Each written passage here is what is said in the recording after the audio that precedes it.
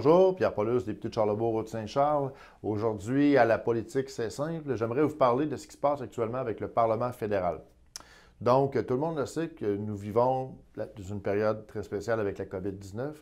Et le Parlement, les opérations parlementaires normales à Ottawa sont arrêtées.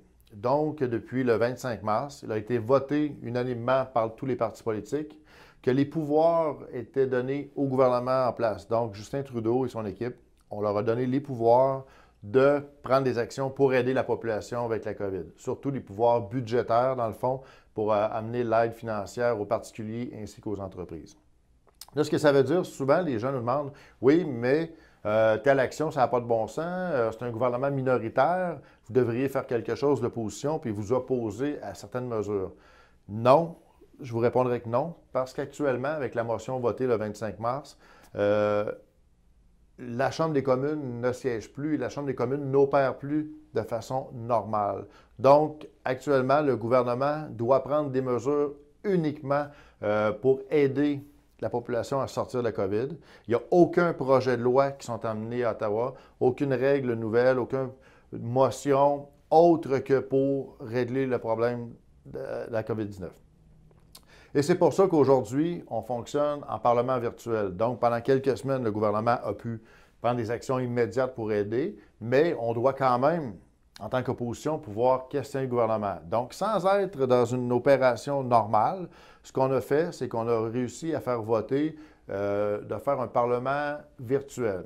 Donc, on a un volet où les mardis et les jeudis, on s'adresse au gouvernement, donc à M. Trudeau ainsi qu'à ses ministres. On est 338 députés. On se branche de façon virtuelle sur l'application Zoom. Et des gens sont identifiés pour poser des questions. Donc, pendant 2 heures de temps, il y a des questions amenées de façon virtuelle au gouvernement. Le mercredi, c'est une séance au Parlement. Mais compte tenu de la COVID, on ne peut pas amener 338 députés en même temps. Donc, ce qu'on fait, chaque parti emmène en proportion un nombre de députés pour avoir un total d'environ 32 personnes. Donc, 32 personnes dans le grand Parlement d'Ottawa, ça ne paraît pas, là, je veux dire, il y a de la place en masse. Lors du mercredi, il y a des questions qui sont amenées également de façon en personne à Justin Trudeau et à son équipe par les députés d'opposition. Mais encore là, on reste toujours dans le mode pandémie COVID-19.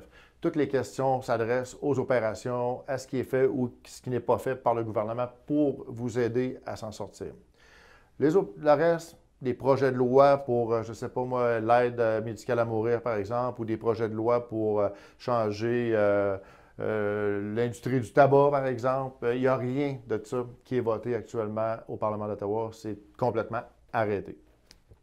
Ce que j'espère, c'est que la COVID se termine le plus rapidement possible afin qu'on puisse reprendre des opérations parce qu'il faut savoir que mon travail, le travail des 338 députés à Ottawa est super important et d'être en personne aussi amène une dynamique très différente. Et j'espère qu'on pourra retourner de façon physique faire notre travail parce que je peux vous donner un exemple qui a été fait dans les jours, il y a quelques jours. Le gouvernement a décidé d'amener un décret, un ordre en conseil interdisant certaines armes au Canada.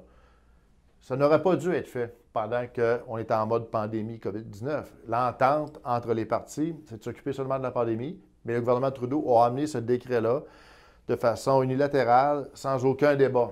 Donc ça, c'est une chose qui n'aurait pas dû être faite par M. Trudeau. Mais bon, ça reste que ça fait partie de ce qu'on appelle des débats et tout le monde peut avoir son opinion là-dessus.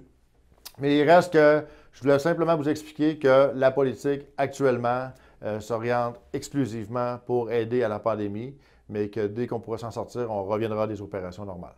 Merci.